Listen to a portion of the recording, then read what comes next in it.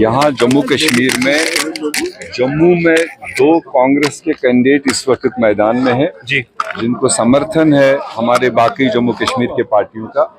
और उसी तरह से अब वैली का जो पहला कैंडिडेट मियां अल्ताफ साहब के नाम से यहाँ पर आज फार्म भरा है।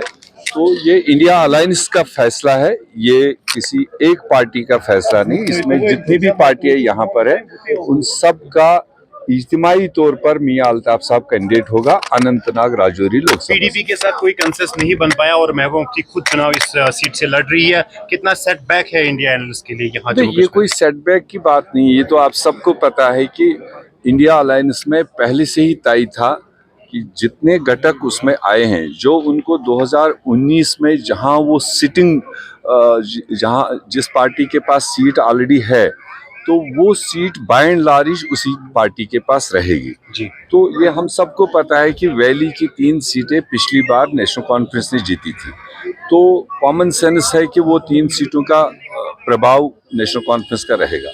कोशिश की गई थी कि अगर और लोगों को भी इसमें कुछ गुंजाइश बने, मगर ऐसा नेशनल कॉन्फ्रेंस और पीडीपी के आपसी दरमियान था।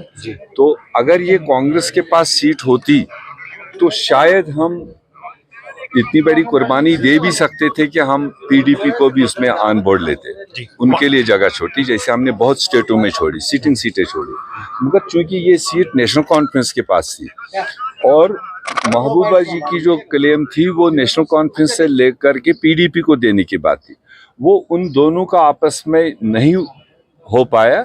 इसलिए इंडिया अलायंस की तरफ से फिलहाल मियां अल्ताफ साहब होंगे नेशनल कॉन्फ्रेंस के कैंडिडेट, और बाकी आगे कौन कौन मैदान में उतरता है वो आने वाले दिनों में। वन फाइनल क्वेश्चन, जो कल रामनवमी थी उस पर दूरदर्शन का कलर जो है सैफरान दिखाया गया, इस तरह की डेवलपमेंट्स और इंस्टीट्यूशंस को यूज करना आप क्या देखते हैं? हर चुनाव में भारतीय जनता पार्टी की कोशिश रही कि मेरे को अपने किए पर हिसाब ना देना पड़े, कोई ना कोई रंग, कोई ना कोई रिलीजियस तरीका इस्तेमाल करे।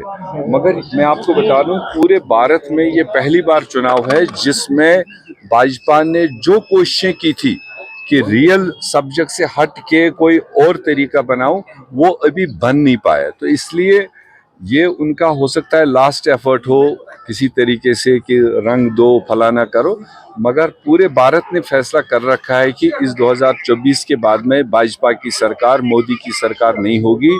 उनकी सारी गारंटीज का जो एक्सपायरी डेट है वो 4 जून 2024 को तय हुआ है। अब जो गारंटीज चलेंगी वो इंडिया ब्लॉक की चलेंगी, राहुल गांधी की चलेंगी, और जो हमारी गारंटीज है उस पर लोग वोट करेंगे। क्या एक्सपेक्टेशंस है कांग्रेस की, खासकर आपका लाल सिंह जो है आपका कैंडिडेट है अगेंस्ट बीजेपी, तो क्या एक्सपेक्टेशन? जम्मू की दोनों सीटें इस चुनाव में कांग्रेस को निकलती दिख रही है, क्योंकि जम्मू के लोग इससे ज्यादा नाराज है जितना हम कश्मीर में समझते थे कि भाजपा के खिलाफ, क्योंकि उन्होंने कुछ किया ही नहीं ग्राउंड पर। जो उनके सेंट्रल मिनिस्टर्स थे, जो वहाँ के नुमाइंदे थे, कभी 5 साल में लोगों को चेहरा भी नहीं दिखाया, और जितने वो किताबें पढ़ते रहे टेलीविजनों के जरिए, मगर ग्राउंड पर जब लोग महसूस करते हैं उसका कुछ भी नहीं हुआ।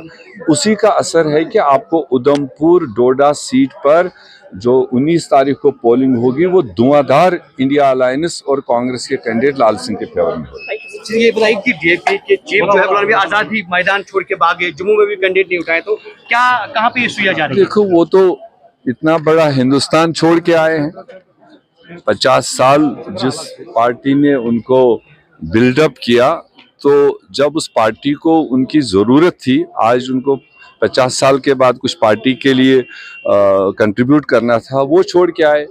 फिर आए जम्मू कश्मीर में डोडा उनकी अपनी सीट है, उस डोडा सीट को वो छोड़ गए। फिर एक न्यूज़ आई बीच में कि अनंतनाग राजौरी से वो कोशिश कर रहे हैं, खुद ही ऐलान भी किया, खुद ही बैकआउट भी किया, क्योंकि यहाँ जो है जम्मू कश्मीर इस वक्त डिफरेंट पार्टियों में बटेगा नहीं। ये सीधे एनडीए और इंडिया ब्लॉक के दरमियान जम्मू कश्मीर की वोटिंग होगी। इसमें तीसरे, चौथे, पांचवें का कोई स्कोप नहीं होगा।